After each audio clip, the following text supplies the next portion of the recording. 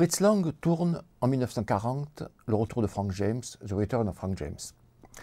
Bon, quand on dit retour, c'est peut-être qu'il y a quelque chose avant. Il y a en effet quelque chose avant. Il y a eu en 1939 le superbe Jesse James d'Henry King. À ce moment-là, on va prendre quelques secondes pour parler très brièvement et très schématiquement naturellement du début du western. Où est-ce qu'on en est dans cette formidable histoire du western hollywoodien? À l'époque du muet, il y a beaucoup de westerns. On sait très bien que Ford tourne avec Harry Carey, des films d'ailleurs qui sont absolument superbes. De grands cinéastes tels que naturellement Ford, mais Walsh, c'est Big Trail, c'est des films comme ça, montrent déjà que les grands cinéastes s'intéressent à ce genre prestigieux. Et curieusement, au moment où le parlant commence à se développer, le western tombe dans une espèce de trou artistique. Il y a une multitude de westerns, ce sont des cow-boys chantants, des dizaines de westerns. On voit par exemple dans le cas de John Wayne, prestigieux acteur à la fin du muet, il va tourner des westerns de 25e catégorie jusqu'en 1939. Et on peut considérer, une fois de plus en schématisant, qu'entre 27 et 39, le western n'existe plus, du moins artistiquement. Numériquement, il y en a des centaines. En 1939, au contraire, par une espèce de ces conjonctions curieuses qu'il y a dans l'histoire du cinéma, et notamment là, dans l'histoire du western, il y a une espèce de découverte du western. On a l'impression que tout le monde redécouvre le western. C'est naturellement La Chaussée fantastique de John Ford, grand rôle de John Wayne qui avait tourné déjà des dizaines de films avant, on semble le découvrir là.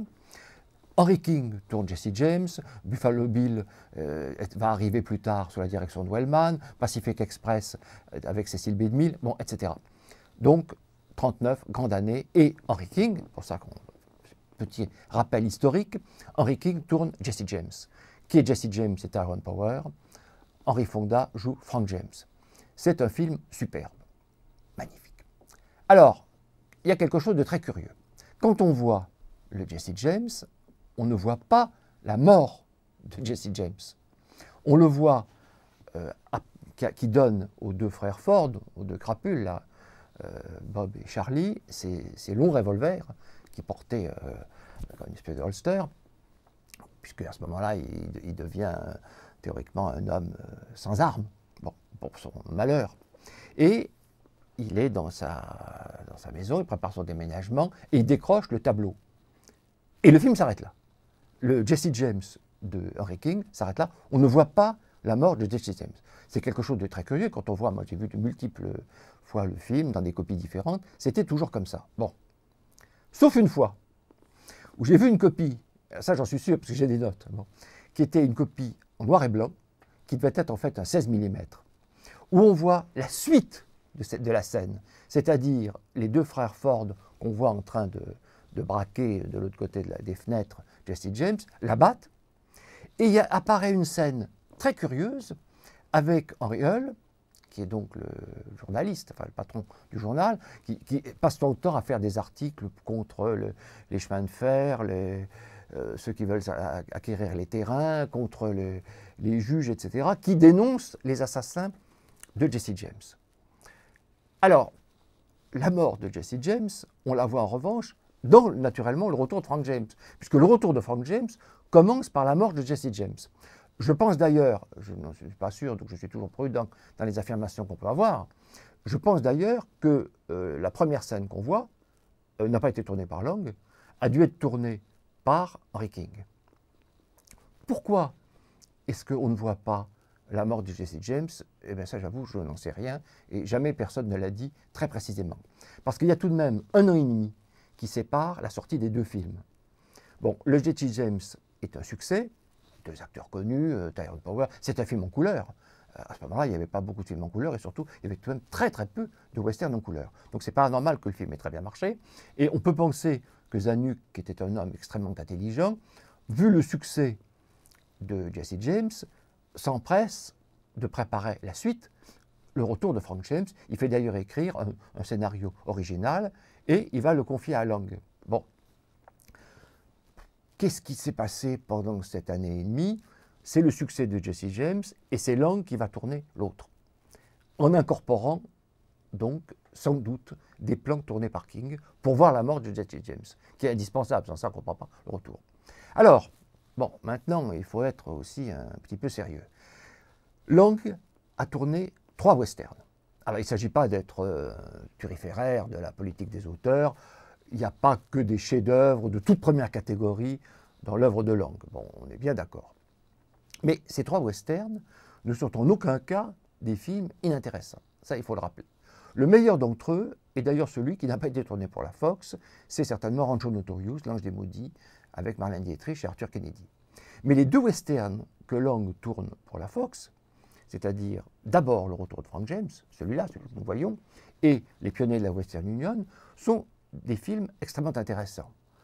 Ils sont extrêmement intéressants parce que c'est Lang qui les réalise, parce que s'ils n'étaient pas intéressants, d'abord, Lang ne les aurait pas tournés. Si le sujet n'avait présenté aucun intérêt pour Lang, il n'aurait pas tourné. On sait très bien que Lang était un cinéaste difficile, ce n'était pas un gentil, ça ne veut pas dire qu'il ne tournait que ce qu'il voulait, mais il avait certainement assez d'énergie que quand il rencontrait Zanuck, homme intelligent, pour obtenir de lui de tourner ce qu'il voulait. Bon, donc ce n'est pas du tout un accro, ce n'est pas uniquement parce qu'il avait des dettes à payer. Ça l'intéressait. Et d'ailleurs, il y a un texte de Lang, donc plutôt que de vous dire quelque chose, je préfère citer Lang, qui écrit « C'était une commande, mais cela m'intéressait. C'était mon premier western. Pour un metteur en scène comme moi, c'est toujours intéressant de faire quelque chose d'inédit. Et n'oubliez pas, toujours poursuit Lang, que le western n'est pas seulement l'histoire de ce pays. C'est aussi ce que la saga des Nibelungen représente pour un Européen. Je crois qu'il est inimaginable d'aborder le développement de ce pays sans penser à l'Ouest quand une danseuse de cabaret se retrouvait placée sur un piédestal parce qu'elle était la seule femme au milieu d'une centaine de chercheurs d'or. » Donc, premier western de Lang. Et il y a quelque chose de très intéressant, c'est que John Bennett, qui on sait va tourner plusieurs films avec Lang, La femme au portrait, La rue rouge, etc., un jour elle a dit à Zanuck, mais après tout, quelle idée avez-vous eue de confier un western à un cinéaste venant d'Europe, autrichien, allemand, pourquoi lui confier un western? Et ce qu'a dit Zanuck est passionnant, il montre à quel point, une fois de plus, c'était un homme intelligent. Il dit, parce que j'ai pensé que si je donnais un western comme Le Retour de Frank James à un Américain, on aurait une vision tout à fait traditionnelle, pas nécessairement banale, mais traditionnelle de notre pays, l'Amérique. Tandis qu'avec un homme qui vient d'Europe, un homme qui est un immigré, un homme qui a quitté son pays, il va trouver dans cette histoire, dans cette Amérique, des choses différentes qu'un Américain est incapable de montrer. Donc, ça prouve que c'est loin d'être un film inintéressant. C'est aussi le premier film en couleur de Lang. Et alors là, Lang a dit des choses très intéressantes. Il a dit par exemple, oui c'est ça, à propos du scénario déjà. Il dit, comme j'étais un nouveau, je me suis dit, il faut changer cette scène pour voir. Le scénariste lui dit, ah non, M. Zanuck l'a approuvé. Je suis donc allé parler à Zanuck et je lui ai dit que cette scène n'était pas bonne. Et Zanuck lui dit, vous verrez, il faut absolument que vous ne changiez rien. Alors Lang se dit, je ne comprends pas bien, mais comme Zanuck est intelligent, en même temps, il doit y avoir quelques raisons. Zanuck n'était pas un imbécile, et j'ai découvert ce qui suit. Imaginons, donc ça c'est pour la couleur, le travail sur la couleur de Lang. Imaginons qu'il fasse nuit, et qu'une femme soit allongée sur son lit, la tête sur un oreiller blanc. Un homme est debout contre un mur sombre. On a un plan rapproché. Cette femme, qui est bien éclairée par une lampe de chevet et avec l'oreiller blanc, on obtient un fond très lumineux. Ensuite, on fait un raccord sur l'homme qui est contre le mur sombre, blanc, noir. Cela choque. Donc, en faisant quelques expériences et en y réfléchissant, ajoutait Lang, j'ai peu à peu appris que si vous faisiez plusieurs gros plans avec des fonds éclairés de la même façon, cela ne choquerait pas les spectateurs. Donc on voit que Lang découvre la couleur avec Le Retour de Frank James et va apprendre plein de choses et nous montrer quelque chose de formidable. Alors, l'erreur serait naturellement de croire que c'est un film qu'on ne peut pas relier aux autres films de Lang. Il y a un thème fondamental dans l'œuvre de Lang, nous le savons tous. Et je dirais, ce n'est pas la vengeance, c'est la justice. Beaucoup plus que la vengeance. La justice. M, pas un film sur la vengeance, M, c'est un film sur la justice. Et dans la carrière de Lang, alors les films sur la vengeance, justice, sont innombrables. C'est naturellement les Nibelungen. C'est Fury, pas vengeance, justice. C'est Manhunt superbe film avec Walter Pidgeon et John Bennett, justement. C'est naturellement Rancho Notorious, dont on parlait un peu tout à l'heure, L'Ange des Maudits. Donc, c'est un film, c'est un vrai film de Lang. C'est bien ce qu'il faut se dire. Alors, on peut préférer d'autres films de Lang, on a bien le droit. D'ailleurs, je ne cache pas que je préfère tout de suite au Retour de Frank James, pour vous dire la vérité. Bon. Mais ce n'est pas du tout un film qui n'a pas sa place. D'ailleurs, Lang n'en a jamais dit du mal. Or, Lang, une fois de plus, était un homme qui était un homme difficile. Quand il n'aimait pas les films, je vous garantis qu'il le disait. Alors, il y a d'autres choses qui sont très intéressantes dans le film. C'est d'abord, en effet, il faut le relier au Jesse James d'Henry King, pas seulement parce que c'en est la suite, parce qu'on retrouve les mêmes comédiens.